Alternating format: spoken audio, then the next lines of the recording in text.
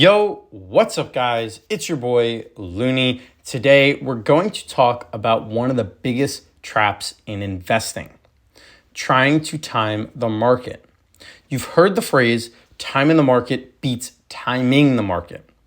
But I want to actually show you the math behind it. What it costs you when you miss just a few days or a few of the best days, and how I personally handle fear and greed without falling into that trap. Before we get into it, quick shout out to the Discord. It is free to join, and the premium is only $8 a month for trade callouts. My option selling course, one-on-one coaching, giveaways, and more. All the links are down below. Now, what's the myth behind it? Because everyone thinks they can outsmart the market. You hear people saying, I'll just wait for the dip, I'll sell before it crashes, but statistically, no one, not even pros, can do that consistently. So let's actually pull up the math, and I'm gonna use SPY as my example and pull up the max chart.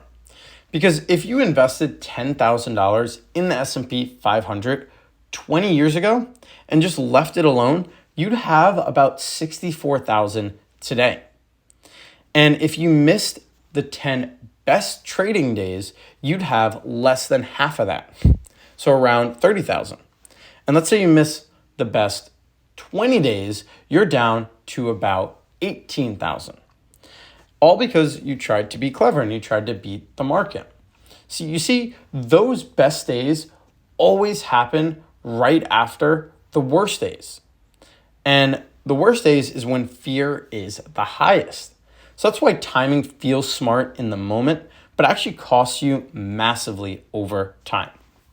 Now, I said to stay invested all the time, but that doesn't mean I'm ignoring market conditions. Right now, we are in a bull market, and I'm investing differently than when I was during the April tantrum, and just overall when there's fear in the market. Because if there's fear, I'll be invested a lot more. And I'm going to show you some strategies that I do to invest more. But when there's greed, I'll still invest, but smaller, and I'll scale back. You see, the difference is I never stop investing. Every day, I'm dollar cost averaging. So let me show you a few examples. I do it on crypto. I know it is a very volatile stock. It's not really beginner friendly, but I'm very long term because like I just went over, just missing these days can cost you. So I don't want to miss a day. And crypto, you can invest every single day, even the weekend. So I am dollar cost averaging something into like Bitcoin.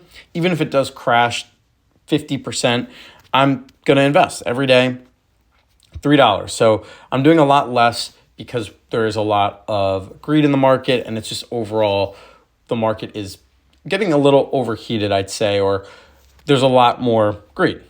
And you can do it with stocks as well. It's not every day, it's 5 days or when the market's open. I'm doing it on Robinhood. I have $2. And if we do see a pullback or a bear market, I will most likely invest more. Now, it's going to be difficult with the emotional aspect, seeing this stock drop significant, or whatever stock you're doing drop significant, but you need to put your emotions to the side, and using this strategy actually does. There's no emotions attached to it, because if Hood drops, I'll just buy. And if it rises, I'll buy. But if it does drop significantly, I'll most likely increase my daily buys to like $5. Definitely more than $2. I don't know the exact amount, but I'll most likely increase that. So what's the strategies I use? Because yes, I'm invested every day, but let's actually look when the markets change or the conditions change. Because when volatility spikes and VIX is high, I have VIX pulled up, that's when I sell puts. And selling puts, you're basically just agreeing to a contract that you could buy 100 shares at a certain price, and if the stock drops to that price, you'll be forced to buy it. So you're basically signing up to buy a stock at a discount. So I'll sell puts. It's a very consistent strategy. It's not flawless, and just like any strategy, it's not flawless. And when the market goes down, yes, selling puts doesn't work, but not many strategies do work when the market is going down. But let's actually look at the other side, because when the market is getting overheated and there is a chance of a pullback, that's when I'll sell covered calls. And it will let me collect income. So let's actually pull up a covered call that I opened today. And I saw Riot went up 10% today, and I got notifications on. So I saw that and I said, you know what? I want to still be invested, but I still want cash. So what I did is I sold a covered call, and I sold one at the $40. I gave it a lot of room. Riot is a very volatile stock. There's a lot of different things going on. There's quantitative easing coming up, rate cuts. It might be priced in, but at the same time, who knows where this market can go? And something like Riot is a very volatile stock. So I chose a covered call that is really out of the money just to give me some room. And I was able to collect $16 or $20. And yeah, you could see that even when there's a lot of greed in the market, you could still profit. And that's what I'm doing. Now, covered calls are a hedge. They're not a massive hedge, but they are a hedge. And you can use options to actually help you in market conditions. So you can see I'm not heavily invested right now. I still have cash on the sidelines. I have around $12,000 or $11,000, and a lot of it is in options, pretty much prepared for if the market crashes or turns against us, because we are in a bull market and I am being very cautious. So I am choosing strike prices that are very low and just being patient. I'm waiting for those setups, waiting for that fear to spike, and that's usually when I'll strike. So you can actually stay invested even when the market kind of feels overvalued. But you can see overall, it's not about timing. It's about adapting, but also staying consistent. So what do I watch? I just mentioned the VIX, and that is one of the best indicators. It's very easy to use. It's on Robinhood, and it tells me how scared the market really is. So you can see when the market or when the VIX is over 30, that's when you want to be invested, or you want to be invested heavy. And we saw that pretty recently during April. In April, you can see it went above 30.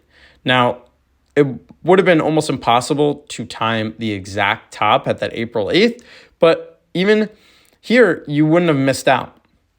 Even if you were a few days late or a few days early, you wouldn't have missed out. So that's why timing is very hard to do, because you can see it was only like at that price for one day, and then it quickly crashed to 33, which is still very high, but you could see that the market actually returned a lot in just that day. If we actually pull up the SPY, I believe that was one of the best days in the market ever since history, and we could see here that April 8th, let's see if we could pull that one up. It was down a lot, and then it shot up almost 10%. So pretty crazy movement. And I think the VIX is one of the best indicators to tell you how much you should be invested or how aggressive you should be. And yeah, it's on Robinhood, so it's very easy to use. Now, the other thing is the fear and greed index. Now, you can't really look at this on Robinhood, but there are different sources you can look up, and it pretty much just gauges sentiment. And when we hit extreme fear, that's when you want to be invested, or that's when I try to be invested. And then when we're in extreme greed or just greed overall, I'll definitely scale back, maybe sell covered calls, or maybe just not invest as much. Now, another thing you can look at is real yields and just rate expectations, because if bond yields are spiking, that usually means that risky assets often are pulling back. So again, there are probably tickers on Robinhood. I don't necessarily use it, but you can look at the bond yields, and they are helpful to see where we are in the market. And yeah, and the last thing is volume and breadth. Because if fewer stocks are actually driving the market higher, that's usually when I want to stay cautious. But right now we can see that everything is sort of going up. So we're just in an overall bull market. It'd be a lot different if everything is kind of crashing except for two stocks. And those two stocks are the stocks that I would personally probably stay away from, because there's something underlying that is being missed or not priced in. So that's usually something I do look at. But overall, all stocks are pretty much rising right now, and they're kind of working pretty much the same. Yes, you see the quantum stocks pulling up pretty significantly, and they're pulling back a lot. So let's actually look at one of those. And I'm not invested in any of those quantum stocks, but today it's actually up 10%, but past week it's down 10%. You can see from its highs of 47, it dropped all the way down to 34. So very volatile investment, pretty similar to crypto with the volatility, but yeah. Now, trying to time the market is kind of like trying to predict when the next wave hits. You'll definitely miss more than you catch. But if you're always in the water, the tide will eventually lift you. So here's my personal framework, and that is always invest, even if it is small. Number 2 is a scale up when there's fear.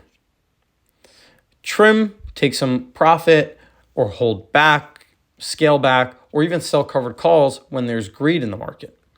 And the last thing is just ignore noise and keep your plan automatic, because missing just a handful of those green days can actually set you back years. And the math doesn't lie. Consistency wins. So whether the market is panicking or is in a euphoric stage, keep showing up, keep investing, and let time do the heavy lifting. Until next time, peace.